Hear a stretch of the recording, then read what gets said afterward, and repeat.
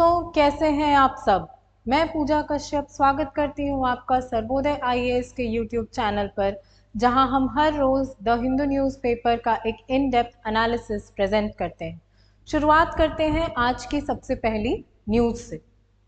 तो पहला न्यूज़ है हमारा smart cities mission period extended till March 2025। तो 2015 में हमारे प्राइम मिनिस्टर ने एक मिशन लॉन्च किया था जो था स्मार्ट सिटीज मिशन। कुछ 100 सिटीज को आइडेंटिफाई किया गया था इसके अंडर, जिनका की रीडेवलपमेंट करना था। उसमें बहुत तरीके की चीज़ें थी, हेल्थ सेक्टर में, एजुकेशन सेक्टर में, इंफ्रास्ट्रक्चरल रीडेवलपमेंट, ये सारी चीज़ें करनी थी। So the center has extended the smart cities mission under the Union Urban Development Ministry till March 31st, 2025. Under the SCM launched in June 2015, 100 cities were chosen through a competition to be developed as smart cities. The mission envisions developing areas within selected cities in the country as model areas based on an area redevelopment plan which is expected to have a rub-off effect on other parts of the city and the nearby cities and towns. यानी पूरे के पूरे city को नहीं, city के कुछ selected areas को redevelop किया जाएगा और उसका जो इफेक्ट पड़ेगा, होता है ना कि अगर एक चीज़ डेवलप होती है तो उसके आसपास की चीज़ें भी डेवलप हो जाती हैं। तो वो एरिया जब डेवलप होगा तो उसके आसपास के टाउन्स और सिटीज़ भी जो होंगी या उसके आसपास का एरियाज भी जो होगा वो डेवलप हो जाएगा। तो more than 8,000 multi sectoral projects are being developed by the 100 cities amounting to around 1.6 lakh crores under the SCM, and as of July 3 the 100 cities completed 188 projects which is 90% of the total target. तो अब हम थोड़ा सा समझ लेते हैं कि ये जो स्मार्ट सिटीज मिशन है इसके अंडर किस तरीके की प्रोजेक्ट्स जो हैं वो ली जाती हैं और बेसिकली क्या ऑब्जेक्टिव्स है इस मिशन का। तो the smart cities mission is an initiative by the government of India aimed at driving economic growth and improving the quality of life of the people by enabling local area redevelopment and harnessing technology, especially technology that leads to smart outcomes. कि smart, जब भी आप किसी चीज के साथ smart word लगा देते हैं, स्मार्ट टीवी, स्मार्टफोन, तो मतलब वो मोर टेक्नोलॉजिकली इन्हांस्ड हो जाता है ना, इंटरनेट से कनेक्टेड हो जाता है, ये सारी चीजें एआई को यूज करने लगता है। तो अगर हम सिटीज के साथ स्मार्ट वर्ड लगा रहे हैं, मतलब जो सिटीज हैं वो हमारे फोन्स की तरह स्मार्ट हो जाएंगी, है ना। तो यही इस मिशन का जो एम था वो था कि सिटीज को स्मार्टली डेवलप करना है। तो launch in June 2015 by the prime minister Narendra Modi, the mission covers 100 cities to promote sustainable and inclusive development. ठीक है, और की फीचर्स क्या क्या है, तो सबसे पहला है सिटीजन पार्टिसिपेशन, कि इसमें सिटीजन्स को पार्टिसिपेट करना है। जो डेवलपमेंट प्रोसेस होगा उसमें सिर्फ गवर्नमेंट के पार्टिसिपेशन से काम नहीं चलेगा, साथ साथ में सिटीजन्स को भी पार्टिसिपेट करना पड़ेगा। The mission emphasizes the involvement of citizens in planning and decision-making processes to ensure that the projects reflect the needs and aspirations of the local population. तो अब यहाँ हम बात करते हैं एरिया बेस्ड डेवलपमेंट की, कि इसमें 3 तरीके की चीजें आती हैं। पहला रेट्रोफिटिंग, दूसरा रीडेवलपमेंट और तीसरा ग्रीन फील्ड डेवलपमेंट। तो रेट्रोफिटिंग का क्या मतलब होता है कि एग्जिस्टिंग इंफ्रास्ट्रक्चर और सर्विसेज जो हैं उनको और ज़्यादा अच्छे से डेवलप करना है। जैसे कोई रोड है तो उसको और ज़्यादा अच्छे से डेवलप करना, कोई स्कूल है, कोई हेल्थ केयर इंस्टीट्यूशन है, उसको और ज़्यादा बेटर तरीके से डेवलप करना। फिर है redevelopment, rebuilding an area to create a more planned and smart space, कि पूरा किसी एरिया को पूरे तरीके से उसको दोबारा से नए सिरे से रीबिल्ड करना। एंड लास्ट जो है वो है ग्रीन फील्ड डेवलपमेंट, कि नए सिरे से किसी प्रोजेक्ट को स्टार्ट करना। इस प्रोजेक्ट का कोई नामो निशान भी नहीं था पहले, बट इस मिशन के तहत उसको दोबारा से स्टार्ट किया जाएगा। तो developing new areas on the outskirts of the cities to accommodate the expanding population. इसमें आप एग्जाम्पल ले सकते हैं, जैसे कि नया रायपुर हो गया, या यहाँ पर नवी मुंबई का हम एग्जाम्पल ले सकते हैं।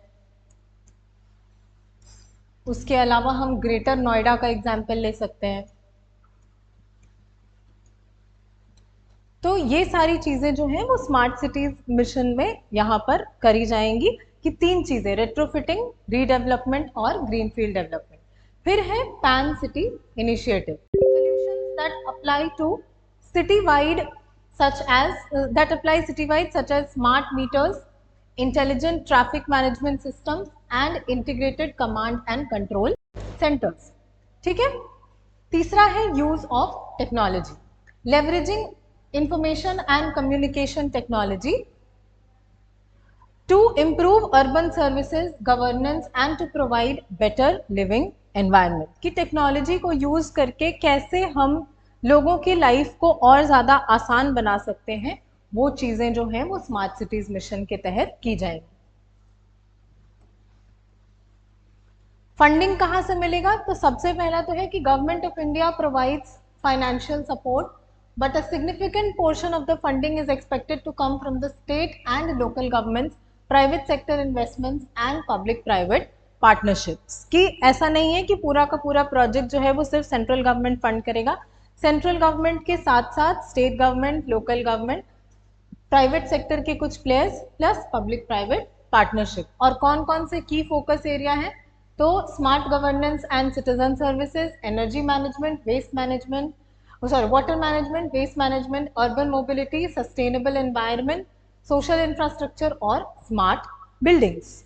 इम्प्लीमेंटेशन कैसे होगा इस स्कीम का? तो implemented through special purpose vehicles formed for each city, और ये special vehicle purpose vehicle responsible होते हैं for planning, appraising, approving, releasing funds, implementing and monitoring projects. ठीक है। अब बढ़ते हैं हमारे नेक्स्ट न्यूज पर। Centre issues advisory for ads on food and health products. तो अभी रिसेंटली अगर आपने न्यूज को फॉलो किया होगा तो बहुत सारे ऐसे एड्स थे जिनके क्लेम को क्वेश्चन किया गया था, जैसे बॉर्नवीटा का एड था या फिर पान मसाला वगैरह से रिलेटेड जो एड्स रहते हैं, जिसमें कि ये तो कई बार जो हेल्थ ड्रिंक्स के नाम पर उनको प्रमोट किया जाता है, ये जो मिल्क मिक्सेस होते हैं उनको हेल्थ ड्रिंक्स के नाम पे प्रमोट किया जाता है, जबकि उसका जो कंटेंट होता है वो एक्चुअली में हेल्थ के लिए उतना अच्छा नहीं होता है। जैसे नेस्ले का बेबी फूड मिक्स के बारे में जो न्यूज़ आया था, तो अभी सेंटर ने एक एडवाइजरी इशू करी है उन प्रोडक्ट्स के लिए जो फूड एंड हेल्थ से रिलेटेड है। तो the ministry of information and broadcasting issued a fresh advisory asking advertisers and advertising agencies to issue advertisements for products and services related to food and health sectors to upload an annual self-declaration certificate on the platforms made available for the purpose। self-declaration यानी कि खुद से हम ये declare करेंगे कि इस product में जो भी हमने क्लेम्स किया है या इस एड में जो भी हमने क्लेम किया है वो वेरीफाइड क्लेम है, and out of the box, out of the blue हम कुछ भी नहीं बोल रहे हैं। The advisory supersedes all previous advisories issued by the ministry. It is limited to the food and health sector only, meaning these sectors are only required to provide the self-declaration certificate annually। और इस advisory के हिसाब से the facility for uploading the self-declaration certificate by the advertisers or advertising agencies has been made available on the Broadcast Seva portal for TV or radio advertisements and on the portal of the Press Council of India for the advertisements on print media और internet। and accordingly supreme court के हिसाब से supreme court का एक order आया था 7 मई 2024 को, और उसी के हिसाब से ये जो एडवाइजरी है वो जारी किया गया है, और ये अब सेल्फ डिक्लेरेशन सर्टिफिकेट को अपलोड करना मैंडेटरी हो गया है फूड और हेल्थ प्रोडक्ट्स के लिए एडवर्टाइजिंग एजेंसीज द्वारा। ठीक है। अब बढ़ते हैं हमारे नेक्स्ट न्यूज पर। अगला न्यूज है no Indian industry present in board of national research foundation. तो एक अनुसंधान नेशनल रिसर्च फाउंडेशन है हमारा, जो रिसर्च बॉडी है, इंडिया में एक नई बॉडी बनाई गई है रिसर्च एंड डेवलपमेंट के लिए, और उसमें इंडियन उसका जो गवर्निंग बॉडी है उसमें किसी भी तरीके की इंडस्ट्री का कोई प्रेजेंस नहीं है यहाँ पर, वही बोला जा रहा है कि तो executive and governing boards of the Anusandhan National research Foundation, a high level body conceived to give strategic direction to the scientific research in India, has no representation from the Indian industry, suggests a perusal of the list of members made public by the Ministry of Science and Technology। तो ये इतना बड़ा matter क्यों है कि अगर कोई industry से मेंबर इसमें प्रेजेंट नहीं है तो ये इतना बड़ा इशू क्यों है? क्योंकि इंडस्ट्री जो है वो रिसर्च में बहुत बड़ा रोल प्ले करती है, कि वो फंडिंग के से रिलेटेड चीज़ें हों या इंडस्ट्री में और किन किन चीज़ों से रिलेटेड रिसर्च की ज़रूरत है, ये सारी चीज़ें अगर कोई बता सकता है तो दोनों पैरेलली चलनी चाहिए, ना कि ऑपोजिट डायरेक्शंस में। ठीक है, तो there is also no presence of state universities which the ANRF had said would be among the major beneficiaries of the new structure. The absence of Indian industry is glaring as the ANRF Act passed in August 2023 was expected to galvanize research by having close to 36,000 crores or 70% of its 5-year outlay of 50,000 crores from non-government sources, industry and philanthropists from domestic as well as outside sources. कि अब ये जो statement है इसका मतलब हुआ कि 50,000 करोड़ का आउटले दिया गया था अगले 5 सालों के लिए, जिसका कि 70% यानी कि 36,000 करोड़ जो था वो इंडस्ट्री या कमर्शियल प्लेयर्स से आने वाला था। इसके एग्जीक्यूटिव और गवर्निंग बॉडी में अगर इंडस्ट्री से कोई प्लेयर्स ही नहीं होगा तो ये चीज पॉसिबल कैसे होगी? To this and the text of the act specifically empowered the president of the governing board, in this case the prime minister of India. ये आपके लिए बहुत इंपॉर्टेंट है कि ये जो ANRF है उसके गवर्निंग बोर्ड के प्रेसिडेंट कौन है? तो वो है हमारे prime minister of India. To nominate और appoint up to 5 members from the business organization और इंडस्ट्री इनटू द बोर्ड। कि ये जो एक्ट है ANRF एक्ट 2023, उसमें ये क्लियरली कहा गया है कि ये जो बोर्ड होगा गवर्निंग बोर्ड, उसमें जो प्रेसिडेंट होंगे इस बोर्ड के, यानी कि इस केस में प्राइम मिनिस्टर, उनके पास पावर होगा कि अप टू 5 मेंबर्स इंडस्ट्री और या फिर बिजनेस में से नॉमिनेट किया जा सकता है। अब थोड़ा देख लेते हैं कि ये जो अनुसंधान नेशनल रिसर्च फाउंडेशन है वो एग्जैक्टली है क्या। So the ANRF is an initiative by the government of India aimed at promoting research, innovation and development across various fields. नाम से ही पता चल रहा है कि रिसर्च को प्रमोट करने वाली एक body. This foundation is designed to bridge the gap between academia, industry and government in the research system, क्योंकि तीनों के ही प्लेयर्स जो हैं वो इसमें इन्वॉल्व होंगे। ऑब्जेक्टिव्स क्या क्या है? तो सबसे पहला बूस्ट रिसर्च एंड डेवलपमेंट, दूसरा encourage interdisciplinary and multi institutional research projects, और तीसरा है foster a culture of innovation and scientific inquiry. ठीक है, अब बढ़ते हैं हमारे अगले न्यूज पर। तो अगला न्यूज है air pollution spikes may raise death rates in cities with cleaner air says study. तो एक स्टडी के अकॉर्डिंग जहां की हवा साफ है वहां अगर एयर पोल्यूशन इंक्रीज होता है तो उससे डेथ रेट जो उस सिटी का है वो भी इंक्रीज होने के चांसेस हैं। So a spike in air pollution in Indian cities that have cleaner air may raise death rates higher than in cities that have higher pollution loads. अब इसका कारण क्या है? इसका कारण कहीं ना कहीं ये है कि जो लोग उसी हवा में रह रहे हैं वो उससे अकस्टम्ड हो गए। ऐसा नहीं हुआ है कि सडनली वो साफ हवा में थे और अचानक से एक दिन जो पोल्यूशन लेवल था वो बढ़ गया, वो धीरे धीरे करके इंक्रीज हुआ पोल्यूशन लेवल, तो वो लोग उससे अकस्टम्ड होते चले गए। बट जब बात करते हैं एक सिटी की जहां पर क्लीनर एयर है, वहां अगर सडनली एयर पोल्यूशन इंक्रीज हो जाता है ड्यू टू एनी रीजन, मान लीजिए कोई नई फैक्ट्री सेट हो गई जिससे कि एयर पोल्यूशन इंक्रीज हो रहा है, तो उनके लिए वो एक ड्रास्टिक चेंज होगा।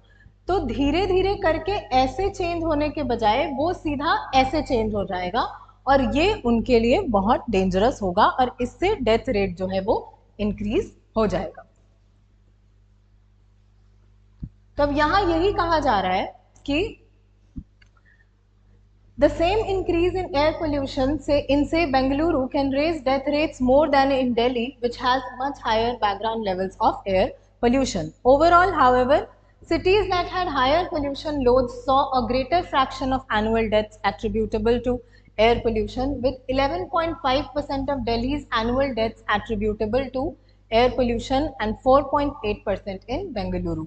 तो बेंगलुरु और दिल्ली का यहाँ पे कंपैरिजन किया गया है कि बेंगलुरु में जो हवा है वो कंपैरेटिवली दिल्ली के हिसाब से थोड़ी साफ है, तो वहां पर अगर एयर पोल्यूशन इंक्रीज होता है तो डेथ रेट भी इंक्रीज करेगा। जबकि एट प्रेजेंट अगर हम देखें तो दिल्ली का जो एनुअल डेथ रेट है और एनुअल डेथ्स हैं उसमें 11.5% ऑफ डेथ्स जो होते हैं वो एयर पोल्यूशन की वजह से हो रहे हैं, और बेंगलुरु में अगर देखें तो 4.8% डेथ्स जो हैं वो एयर पोल्यूशन की वजह से हो रहे हैं. So the latter's population had 30% exposure to daily air pollution that an average Delhi resident is subjected to, says a first of its kind multi-city analysis in India that studied the health effects of short-term exposure to air pollution, published in the peer-reviewed Lancet Planet Health. ठीक है, तो nearly 30,000 deaths और 7.2% of the annual deaths in the 10 cities were due to short-term PM 2.5. PM 2.5 यानी कि particulate matter 2.5, और उसकी वजह से नियरली 30,000 डेथ्स जो हुए हैं वो 10 सिटीज में रिपोर्ट किए गए हैं. तो the total daily deaths in these cities rose by 1.42% for every 10 micrograms per cubic metre increase in the average PM 2.5 exposure over the 2-day period the study found. बहुत माइक्रो लेवल पे study को किया गया, ऐसा नहीं है कि सालों साल की एनालिसिस की गई, डे बाय डे का एनालिसिस किया गया, और ये 2 दिन में अगर चेंज जो है वो 10 माइक्रोग्राम से ज़्यादा का हो जाता है, 10 माइक्रोग्राम पर क्यूबिक मीटर, तो जो टोटल नंबर ऑफ डेथ्स है वो 1.42% से इंक्रीज कर जाती है. ठीक है. The variation in mortality in different Indian cities mirrors findings from similar cities in other countries, similar studies in other countries. कि ऐसा इंडिया इकलौता जगह नहीं है जहां ऐसी चीजें रिपोर्ट की गई हैं, बाकी कंट्रीज में भी ऐसी चीजें देखने को मिली है. तो 272 study in China reported 0.22% increase per 10 microgram per cubic meter increase in PM 2.5. However, the death rates were higher in Greece, Japan and Spain, which had lower base pollution levels. ठीक है, अब बढ़ते हैं हमारे नेक्स्ट न्यूज पर. तो अब पहला हमारा एडिटोरियल है आज का, trials, medical ethics and orbit of power.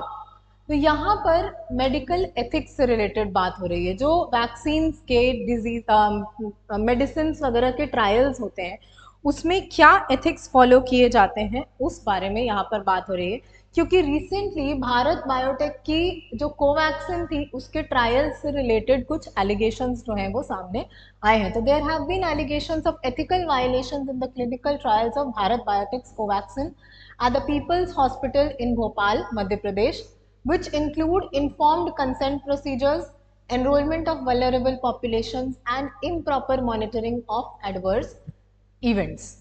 कि बिना जो पेशेंट है या बिना जो सैंपल है जिस पे आप स्टडी कंडक्ट कर रहे हैं उनके कंसेंट के बिना आप ये ट्रायल जो है वो कर रहे हैं.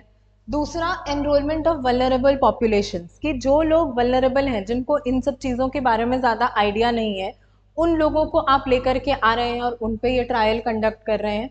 और तीसरा है improper monitoring of adverse events, कि इन केस अगर इस ट्रायल के दौरान किसी के साथ कुछ होता है तो उसकी प्रॉपर मॉनिटरिंग भी नहीं हो रही.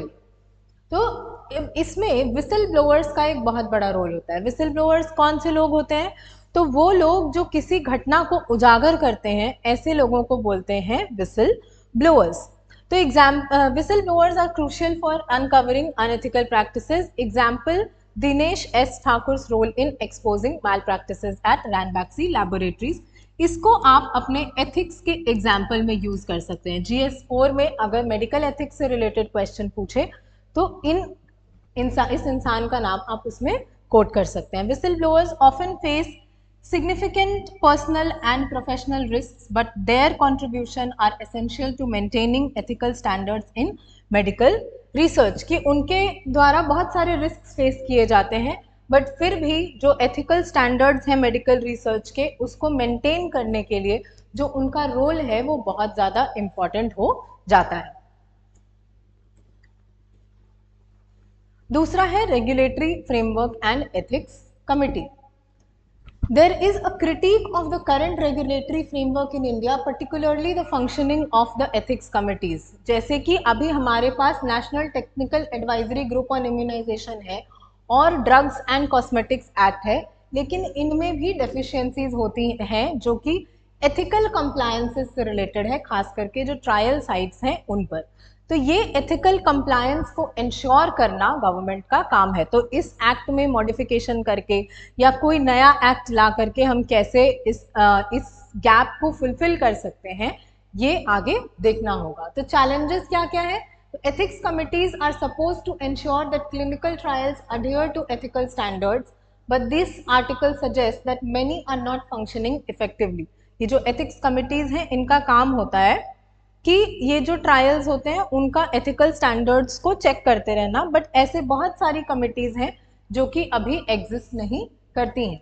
Organizational pressures and societal hierarchies often influence the decision making process, compromising the protection of trial participants. अब यहाँ पर कुछ केस स्टडीज का भी एग्जाम्पल दिया गया है, जैसे गायत्री सबरवाल एंड अदर्स के द्वारा जो स्टडी की गई वो रिवील करती है poor functioning of the ethics committees in India. दूसरा, findings by the clinical Trials Registry India indicating approval of studies despite potential harm to the participants, की बहुत सारी ऐसी फाइंडिंग्स मिली जो कि ये दिखाती हैं कि ये जो है ये body clinical Trials Registry India, ये बहुत सारे ऐसे ट्रायल्स को अप्रूव करता है, ये जानते हुए भी कि इसके बहुत सारे रिस्क्स जो हैं वो एसोसिएटेड हैं। तो इसके क्या क्या ब्रॉडर इम्प्लीकेशंस हो जाएंगे? सबसे पहला, एक एथिकल डायलेमा क्रिएट हो रहा है यहाँ पर जो डॉक्टर्स हैं या जो रिसर्चर्स हैं उनके लिए, कि जो हम कर रहे हैं that is for the greater good. अगर कोई मेडिसिन बना रहे हैं, वैक्सीन बना रहे हैं, that is for the greater good, लेकिन उस ग्रेटर गुड को अचीव करने के लिए क्या हम लेसर गुड को कॉम्प्रोमाइज़ कर रहे हैं, ये यहाँ पर एक सवाल है। दूसरा है पावर डायनामिक्स इन मेडिकल रिसर्च, क्योंकि बहुत सारे ऐसे करप्ट लोग होते हैं जो इन सब चीज़ों के बारे में ध्यान नहीं देते, तो क्योंकि वो अपने पावर का यूज़ करके ये सारी चीज़ें करते हैं। दूसरा है need for stronger ethical oversight and protection of whistle blowers, कि हमें एक स्ट्रॉन्गर एथिकल ओवरसाइट की ज़रूरत है, और जो लोग ऐसी चीज़ों के बारे में आगे बढ़कर बोलते हैं, जो विसल ब्लोअर्स हैं, उनके प्रोटेक्शन को भी इंश्योर करने की ज़रूरत है। अब बढ़ते हैं हमारे नेक्स्ट एडिटोरियल पर, जो कि है factory accidents appointed to rusty inspection reform. तो अभी रिसेंट महाराष्ट्र के एक फैक्ट्री में जो एक्सप्लोजन हुआ उसमें काफ़ी लोग जो थे उनकी डेथ हो गई। तो ये कहीं ना कहीं एक चीज़, एक बहुत इंपॉर्टेंट इशू के बारे में हमें दिखाता है कि हजार्डस फैक्ट्रीज हैं उनमें प्रॉपर इंस्पेक्शंस जो है वो नहीं होते हैं, और ये आर्टिकल जो है वो इसी बारे में बात कर रहा है। तो N explosion in a chemical factory in the Dombivli Maharashtra industrial development corporation area caused loss of lives and injuries. The Maharashtra government compensated the affected families, कि भले ही गवर्नमेंट जो है वो कंपनसेट कर देता है, 5 लाख रुपए दे दिए, 10 लाख रुपए दे दिए, बट क्या एक इंसान के जान की कीमत सिर्फ 5 लाख 10 लाख रुपए तक ही सीमित है? क्या हम उससे बढ़ करके नहीं सोच सकते हैं कि वो इंसान जो था उसकी भी कोई वैल्यू थी, उस फैमिली के लिए शायद वो एक सोल अर्निंग मेंबर होगा, शायद किसी उसके बच्चे होंगे जो उस पर डिपेंडेंट होंगे। तो क्या वो 5 लाख 10 लाख रुपए जो हैं वो उस इंसान के की फैमिली के रिक्वायरमेंट्स को फुलफिल कर पाएगी इन द फ्यूचर? तो अब हम यहाँ जो ऑथर हैं वो बात करते हैं कि ऐसा नहीं है कि ये पहली बार हुआ है, ऐसे जो एक्सीडेंट्स हैं वो फ्रीक्वेंटली होते रहते हैं। तो MIDC यानी महाराष्ट्र इंडस्ट्रियल डेवलपमेंट कॉर्पोरेशन के में 2016, 2018, 2020 और 2023 हर साल लगभग ये ऐसे इंसिडेंट्स जो है वो देखने को मिले हैं। However, the government has failed to relocate the hazardous factories, लेकिन फिर भी गवर्नमेंट ने इन hazardous factories को रिलोकेट नहीं किया है। दूसरा यहाँ बात हो रही है इंस्पेक्शन रेट्स की, कि ये जो भी फैक्ट्रीज होती हैं उनके वर्किंग कंडीशंस को इंस्पेक्ट किया जाता है कि वो काम करने लायक हैं या नहीं, और क्या क्या वहाँ पे हजार्ड्स जो हैं वो देखने को मिलते हैं। तो इन 2021 Maharashtra had 23.89 inspection rate for hazardous factories and an 8.04 inspection rate for registered factories. Comparatively, there are low inspection rates also in Gujarat and Tamil Nadu. कि सिर्फ महाराष्ट्र का ही हम एग्जाम्पल क्यों ले रहे हैं? अगर हम बाकी स्टेट्स को भी कंपेयर करें तो वहां पर भी जो सिचुएशन है वो काफी ग्रिम है। Inadequate prosecution and deterrent effect. Low prosecution rates with Gujarat at 13.84%, Maharashtra at 6.95% and Tamil Nadu at 14.45%. And without stringent enforcement, factory owners may not feel compelled to comply with safety regulations, leading to continued risk of accidents. कि बिना stringent enforcement के, जब तक ये नहीं बोला जाए कि अगर आप ऐसा नहीं करेंगे तो आपका लाइसेंस कैंसिल कर दिया जाएगा, आपका रजिस्ट्रेशन कैंसिल कर दिया जाएगा, या आपको जो है इसके लिए होल्ड किया जाएगा अकाउंटेबल, तब तक जो ओनर्स हैं वो इन रेगुलेशंस के साथ कंप्लाई नहीं करेंगे. अब यहाँ कुछ सिस्टमिक इश्यूज भी जो हैं जो एग्जिस्ट करती हैं, जैसे कि high workloads for inspectors, lack of resources and vulnerability to corruption. There is a need for comprehensive reforms to create a more effective and meaningful inspection, ensuring that factories adhere to specific safety standards. कि एक तो जो inspectors हैं वो बहुत कम है, उनके ऊपर वर्कलोड बहुत ज़्यादा होता है, प्लस उनके पास रिसोर्सेज नहीं है इतना सारा वर्कलोड मैनेज करने के लिए, प्लस करप्शन. तो इन सब को अगर हम एड्रेस करना चाहते हैं तो एक कॉम्प्रिहेंसिव रिफॉर्म की ज़रूरत है जो कि हर चीज़ को टैकल कर सके. पहला है self certification and political influence. The shift towards self certification and third party certification driven by political and industry pressures has Weeknd the inspection system. कि बहुत बार हमने ऐसा देखा, जैसे हमने पहला वाला जो न्यूज़ कवर किया कि हेल्थ केयर और फूड प्रोडक्ट्स जो हैं उनको लेकर के सेल्फ डिक्लेरेशन सर्टिफिकेट देना है, तो यहाँ फैक्ट्रीज को भी कभी कभी सेल्फ सर्टिफिकेशन करना होता है कि हमारा जो सेफ्टी इन्वायरमेंट है वो बिल्कुल सेफ है, हमारा जो वर्किंग एनवायरमेंट है और किसी भी तरीके का कोई हजार्ड यहाँ पर नहीं होगा. लेकिन ऐसी जो प्रैक्टिसेस होती हैं वो क्रिटिसाइज की जाती हैं for compromising the integrity of industrial safety regulations and violating international labour standards. ठीक है, तो अब यहाँ पर जो ऑथर हैं वो कुछ रिकमेंडेशंस भी दे रहे हैं. जैसे पहला है implementing strong labor market governance by adhering to international labor conventions. दूसरा है increasing the frequency and thoroughness of inspections to keep pace with technological advancements and use of hazardous materials. और तीसरा है ensuring that inspectors can both inspect and facilitate compliance, providing adequate support to employers and the workers. ठीक है, कि यहाँ पर जो तीनों इश्यूज को हमने देखा, उन तीनों को एड्रेस करने की ज़रूरत है, जिसके लिए रिकमेंडेशंस जो हैं वो दिए गए हैं. कि टेक्नोलॉजिकल एडवांसमेंट हमें और ज़्यादा स्ट्रॉन्ग करना होगा, तो इससे हमारा जो लैक ऑफ रिसोर्सेज वाला पोर्शन था वो हम टैकल कर सकते हैं. दूसरा कि इंस्पेक्टर्स की पावर को थोड़ा इंक्रीज करना होगा, तो इससे उनका जो करप्शन वाला फोकस फैक्टर था उसको हम टैकल कर सकते हैं. ठीक है, अब आ जाते हैं हमारे आज के, ये हो गया हमारा आज का न्यूज़ एनालिसिस ख़त्म. तो आज के लिए बस इतना ही. अगर आपको इस वीडियो का PDF चाहिए तो आप सर्वोदय IAS के टेलीग्राम चैनल से उसको डाउनलोड कर सकते हैं, जिसका लिंक आपको नीचे डिस्क्रिप्शन में मिल जाएगा. Thank you. जय हिंद.